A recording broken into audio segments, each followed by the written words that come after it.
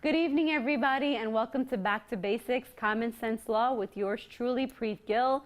For those of you in the United States, happy Independence Day. Please get home safely. Don't drink and drive. Trust me, I will do a completely different show on that. But for today, we're going to continue to talk about what it is to be a landlord in New York State. In our last episode, we discussed how important it is that if you're thinking about renting your space to somebody else, do the tenant search, do the background check, see what their credit is like, do the income verification, maybe even get an affidavit or a letter from somebody to show what kind of person this is, because after all, they are going to be living in your house or your building that you own, that you're responsible for paying the mortgage, for maybe other tenants you might be responsible for. So take the time, spend a little bit of money, because I promise you it's going to save you a lot more in the long run. We also discussed the importance of leases. Do you want to give your tenant a lease, or do you want to wait and just make them a month-to-month tenant to feel things out so that you're not stuck in a contractual relationship? All right. So these are very important things. But there are times when no matter how much preparation you can do, no matter how much research you can do, and how great your tenant was when they first came to you, problems will occur. Sometimes they can be misunderstandings. Sometimes it can, both of you could be wrong. And then the other times the tenant just turns out to be, an evil person that's just ruining your life, or is not paying rent, is drilling holes in the wall, and your house is going to fall apart. Whatever the situation is, there may be times when you may not be able to resolve these issues with one another, and you will find yourself in landlord-tenant court. Fun fact for this evening. Did you know in New York City, at times it can take an average 3 to 6 months to evict your tenant, and at times it can even go as far as 1 year. So there's a lot of hurdles, a lot of what I would say boring procedural things, but I think that you really should know some of these things so you understand the process.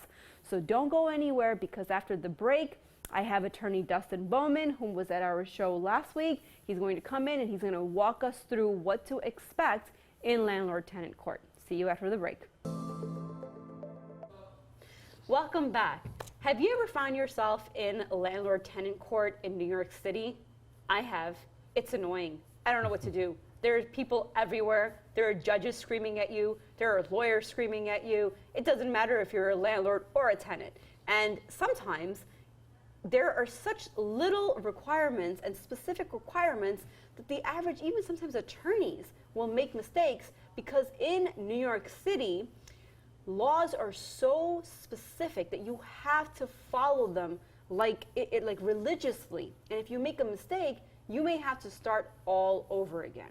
So today, we're going to have with me Dustin Bowman from Shariak, Bowman, Anderson, Gillen, Kadashnikov, LLP. Thank you, and thank you for coming back. My pleasure. You gave us so much information as to what to do as a landlord last week, but what happens if that relationship doesn't work out? Like, let's say I have a tenant and they just stop paying rent. What can I do? Okay. So the first thing I want to clarify is that we're only talking here about free market apartments. There are many different kinds of apartments in New York City and other locales, rent stabilized, rent controlled, Mitchell-Lama, NYCHA apartments. We're not talking about any of that. Today we're going to focus only on a free market apartment, which generally is where the building has fewer than 6 units and built post 1974.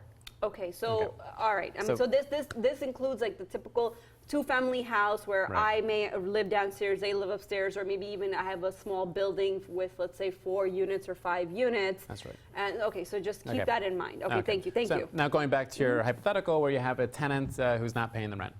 So now the first question you have to ask yourself is there a lease in effect or not? Okay. If there's a lease in effect, the terms of the lease will control where it doesn't conflict with statute. So, what is a statute? Right, a statute is a law, and so where it doesn't conflict. So it's not a statute. It's a statute. Okay. No, right. So we got to keep it a little funny every now and then.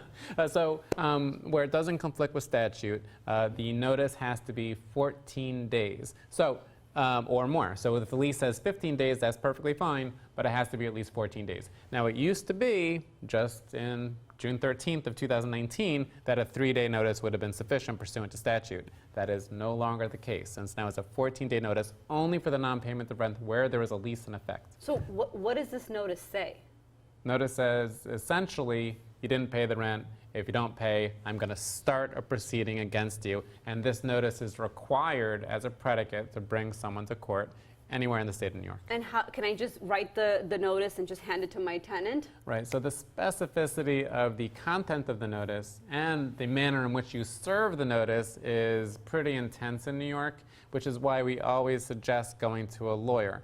Okay. But if we're going, but to answer the question, the notice does have to state breakdown of the rent by each month, as well as the calculation, the relationship between the owner and the occupant, and then it has to be signed by someone who the occupant knows is related to the landlord.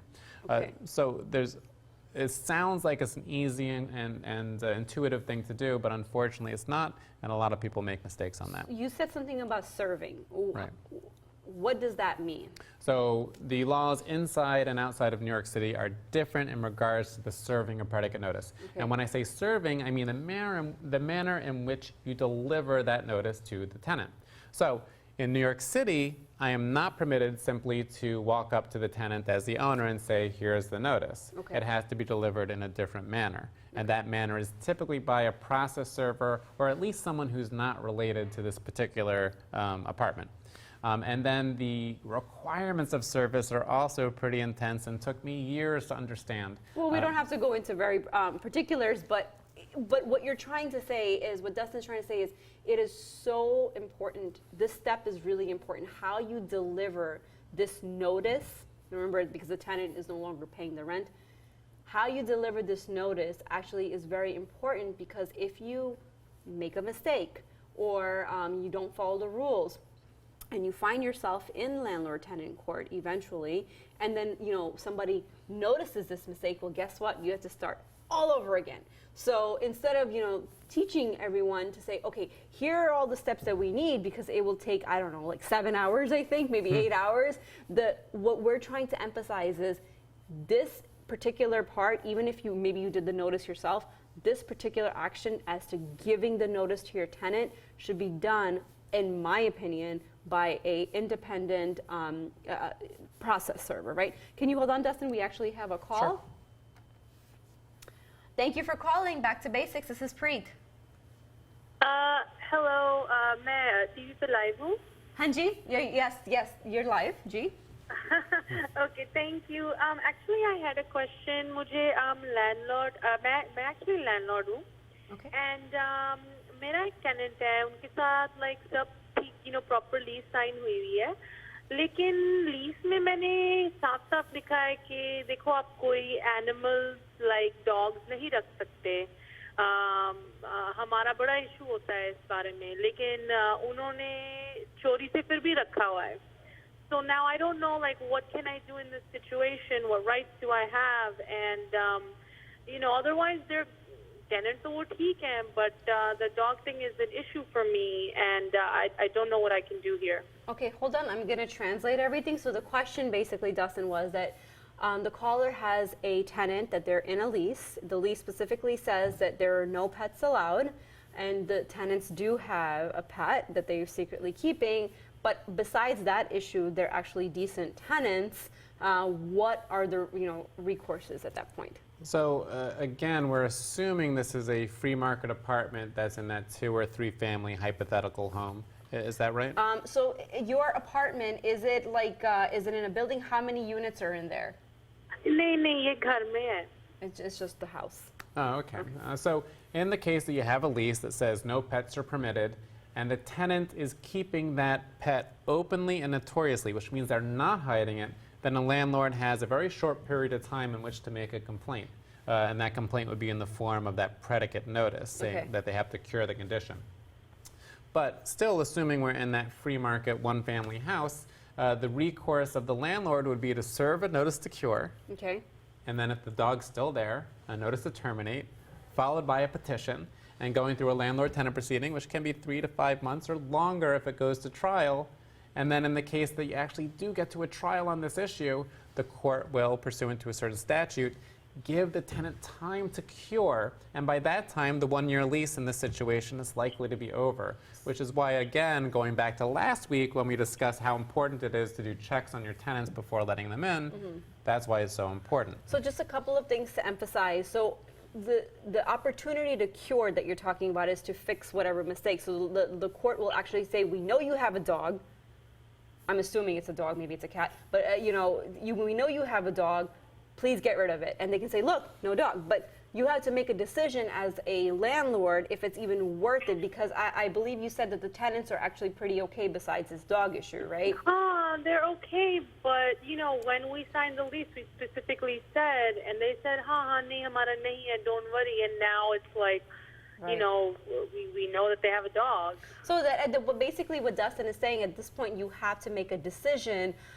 Do I need to go through all these steps? And it may take me the whole duration of the lease, which usually a lease is about a year, to finally fix this issue, or do I let it go? So you do have remedies. You do send them a notice. If you really don't want the dog in the house, is it a dog, you said? Yes, Okay. it's a dog. So, if you don't want the dog, I mean, I love dogs, but, I understand it could cause allergies and all kinds of issues. But if you really need to fix this, you have to give them the notice that we've been discussing, saying, hi, this is the breach from the lease, right? Yes? And then, you need to fix it. And if they don't, then you will have to, then you do a notice of termination followed by a petition in court. आपके experience में जब ऐसे tenant को notice serve किया जाता है, do they normally comply या ये बात मतलब वो escalate करते हैं? The question is that when you usually give a notice like this to a tenant, do they usually comply from your experience, or no? Well, typically people are very attached to dogs, even if they're new dogs, and there's also a slight loophole in the statute which says that you can't discriminate if that dog is necessary for some disability, and that's even been expanded in some circumstances to a disability such as anxiety or depression. And so I've seen tenants who I believe have taken advantage of the rules and had an emotional support animal in the house and been able to get around that way. Well, thank you so much for calling. I hope we answered your question. Thank you. So we were talking about notices. Yes. But I would love to just address the major. So look, whenever you're thinking about evicting your tenant, what you're doing is a cost-benefit analysis on how annoyed you are and how much the value of curing that condition is versus the expense of curing that condition. And when you're talking about the expense, you're talking about attorney's fees, court filing fees, process serving fees, and the time and nuisance that it takes to evict somebody. So in the circumstance such as this caller with the dog, I would say to her, probably what you would do is simply wait till the end of the lease and then evict them, not for the dog, but just because the lease is expired.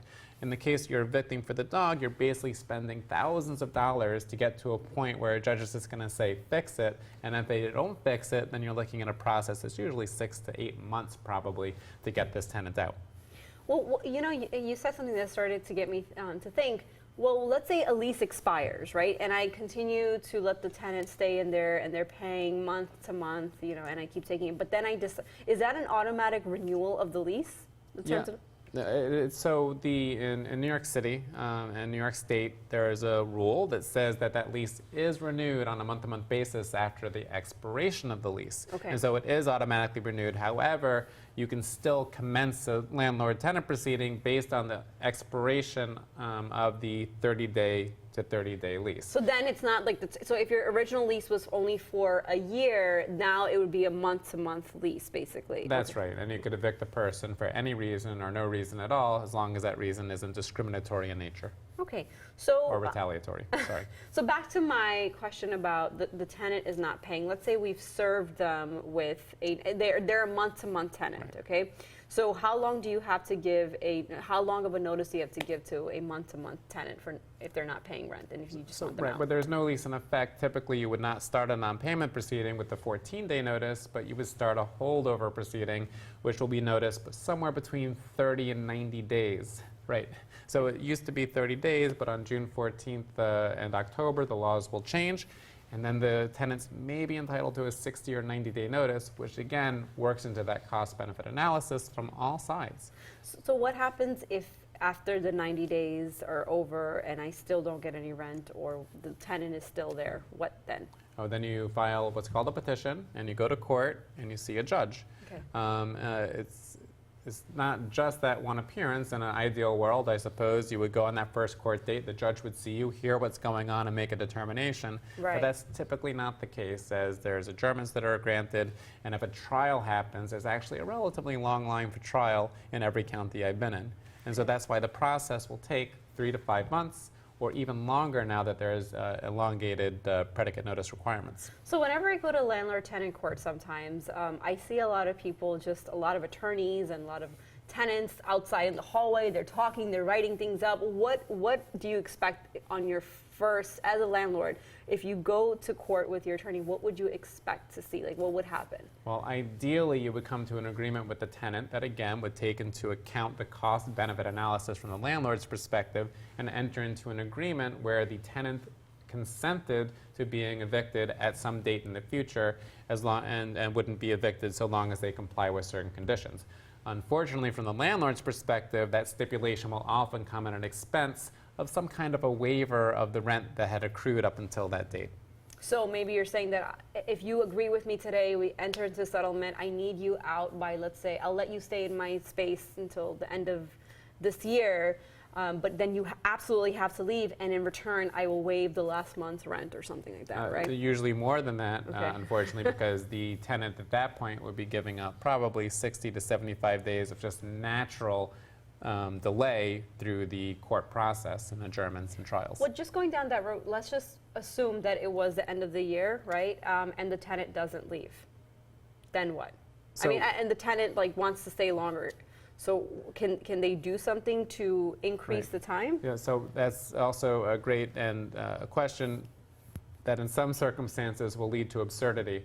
But prior to June 13th, the court could only hold the case for 6 months after there was a judgment entered, which Okay. means that if we entered into an agreement in court today, Right. then the court would be able to extend time so long as rent was paid for a period of 6 months. Okay. But with the newly promulgated statute in New York, More laws? right, so now that time has increased to 1 year. So the court could, if the tenant's paying rent, even if you hate the tenant, even if the tenant has a dog, even if the tenant leaves the bathtub running 24 hours a day, 7 days a week, if the tenant is having satanic rituals on the front lawn, can then keep that tenant in the house for up to a year. So long from as- what I'm taking from all of this is that the landlord-tenant courts in New York City specifically are very tenant-friendly. In New York State also, New but York in State. New York City, very much so, in my view, and I think in the view of most people. So, I didn't even know about all these changes in the rules. I always thought it was very frustrating for landlords to begin with, and I feel like this is going to frustrate the purpose even more. Right, especially in Queens and in Brooklyn and Bronx and the outlying boroughs, oftentimes a tenant and landlord will be in the same building. And in that Right. scenario, that of course is very vexing for the landlord, which again, going back to last week, is why it's so important for a landlord to vet the tenant before they come in. Right. It looks like if you're really going to go through the whole landlord-tenant court and you're going to evict somebody and go to the trial, since the courts are so tenant-friendly, what if I am renting an illegal unit? Let's say I have a one-family house and I'm just renting out the basement, and the tenants stop paying rent, and I just want them to move out. So does this mean that I may risk not seeing a penny while this whole case is going on? Yes, that's true. I just wanted to go back and say one other thing, which is Okay. that I don't think the courts are particularly tenant-friendly. Okay. I think the laws of the state of New York and the city of New York are particularly tenant-friendly. Okay. In my experience, the judges are usually very fair to both sides, Okay. just to be clear. But going to the question about whether or not the landlord will collect rent during the proceeding, the answer is usually not. Okay. Now, that extension of time that I was talking that the court could grant for up to a year is conditioned on the payment of rent moving forward from the date of the judgment to the year. However, typically when you commence a landlord-tenant proceeding, the tenant stops paying rent, and then until they're evicted, which usually is about a 3 to 5 month process, and with the new statute, 6, 7, 8 months maybe, a landlord would not get rent, and then they would be left to try to collect the rent at a later date from that tenant. It's complicated, but it seems like you know what you're doing, and now with all the rules, it's going to change a lot of things for a lot of attorneys, and it's going to take time to sort of sort things out, right? It will, and I think for the larger landlords who have 200 or 300 units in a building, I think these rules are less concerning because they can absorb one tenant who's not paying rent. But where you have that 2 or 3 or 4 family house and you depend on that rent to pay the mortgage, these rules are very important to know and understand, and it's very important to consult with an attorney and carefully vet the tenants before renting to them and putting yourself in a situation where you're not able to pay the mortgage because the rent's not coming in. Is there anything else that you would like to add about your knowledge of navigating through the landlord-tenant court or the process? I can only say, once again, speak with an attorney before commencing a landlord-tenant proceeding, because the cost-benefit of that usually favors hiring the attorney, because if you don't, you make a mistake. You're not going to know that mistake until you get into court, and then you're looking at losing 2 or 3 or 4 or more months because that proceeding will be dismissed and you'll have to start over. Well, thank you so much for your time, and I believe next week we're going to dive into tenants' rights, right? I'm looking forward to it. Because we just said that the laws are very tenant-friendly, so I'm excited to see how they protect tenants, or, so it'll be great. So don't go anywhere. I'm going to see you guys right after the break. Welcome back, and we learned a lot of procedural and very specific things that sometimes can be dry and boring, but I think it's really important, especially if you find yourself in a situation that you're in court and you may not be, you may not have an attorney and you don't know what these things are, or sometimes you may have an attorney and you still may not understand it. So I think it's know your rights, know what to expect, and in this particular situation, what to expect as a landlord if you do find yourself in a situation where you're having an issue with a tenant. As we emphasize, a lot of these problems can go away if you had a chance to do your background research on the tenant. But however, even the best tenants may have problems, okay? So if there is a breach where the tenant is not paying rent, or one of the callers called and said that the lease says that they cannot own pets, but they're secretly hiding a dog, you have to start with what's called a notice, right? Either a notice to cure, a notice that the lease is expiring, whatever the situation, you have to start with the notice, and the notice has to be very specific as to what it needs to say. And in New York City, it's very specific on how the notice has to be given. So you can't just walk to your tenants and here you go, here's a paper. You have to have somebody else who's not you or related to you give that paper over. So I would always say hire what's called the process server, because even if they charge you $100, it's going to save you a lot of headache and money in the long term. We also discussed that the laws of New York State are pretty tenant friendly, and they're there to protect some of the tenants. But that does not mean, don't be discouraged, it does not mean that the judges and the courts are tenant friendly. They're generally, what Attorney Dustin Bowman said was, they're very fair, but there are laws that we need to follow. So if you have a small issue with your tenant who may otherwise be a great tenant, you have to do a cost-benefit analysis.